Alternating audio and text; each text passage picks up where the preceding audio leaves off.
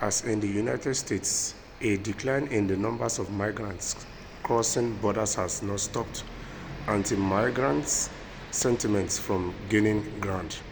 Europe has been struggling for years to limit the number of unauthorized migrants entering by land and sea, instituting increasingly tough policies. Those moves now appear to be working, with the numbers of migrants crossing into European Union countries decreasing dramatically from highs last year. But despite the decline in migrant arrivals, anti-migrant sentiment is flourishing, with leaders adopting or considering harsher policies that mainstream political parties would have balked at just a few years ago. As in the United States, the steep drop in the border crossings has done little to diminish the political potency of the issue. In Italy, Prime Minister Giorgia Meloni is trying to send migrants rescued in the Mediterranean to Albania. Germany, one of the most welcoming countries during the wave of migration in 2015, has extended paroles to all its land borders, and Poland plans to introduce legislations to temporarily suspend the right of a new arrivals to ask for asylum. The crackdown have been driven in part by xenophobic anti-migrant parties that have played on fears of uncontrolled migration and a dilution of national identity. Their arguments are gaining more respective audience with Europeans who worry that the influx of migrants is unimaginable and are frustrated that roughly 80% of failed asylum seekers never leave, according to EU data.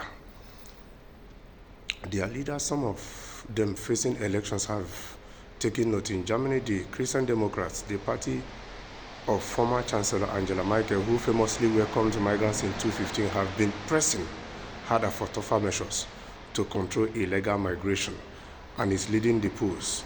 So, in as much as these people are taking these measures, there is equally one thing they are forgetting. Yes, they are forgetting that people have been migrating starting from the origination of mankind, and some of these countries, they equally forget that their citizens, due to the current cost of living and all, have made up their mind, some of them, not to have children, and they are having serious issues with low birth rate or fertility rates, which in Europe, Spain have the lowest, and Germany in 2023 have the lowest birth rate they had compared to 2013. So what next? For now, Europe remains frozen in its attempts to balance the economic necessity for more workers, the concern of its citizens over migration, and the need to abide by long-standing European laws meant to protect refugees. In Italy, Mrs. Meloni has appealed the court ruling against her outsourcing plan, a ruling that will be closely watched by other leaders. For now, the detention centers in Albania remain empty.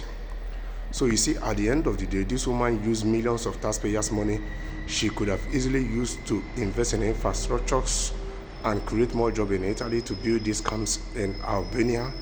And it might equally end up that their Albania plan will be dropped, just like the Rwanda plan with Britain was dropped. One thing the European Union has been able to address is the long-standing demand for more countries to share the burden of accepting or caring for migrants. But even that plan does not come into effect until 2026. The program aims to more evenly distribute migrants and the cost of receiving them, reducing pressure on countries like Greece, Italy, Spain, and where many migrants first land. In the meantime, ideas like Mrs. Meloni's are gaining favor, with other leaders also considering paying countries to process asylum applications and possibly deport those whose claims are denied. Raphael Bassoni, a researcher at the German Institute for International and Security Affairs, said it will be an enormous challenge to find countries that are willing to take failed asylum seekers where there is no clear way to legally deport them. There is a lot of hot air in terms of what could be done next, he said. So, and you know why most of these European countries are sending migrants to all these countries that are not in the European Union is, if there is any abuses of human rights or any form of abuses, they can boldly claim that they don't know anything about it, and we can't hold it against them.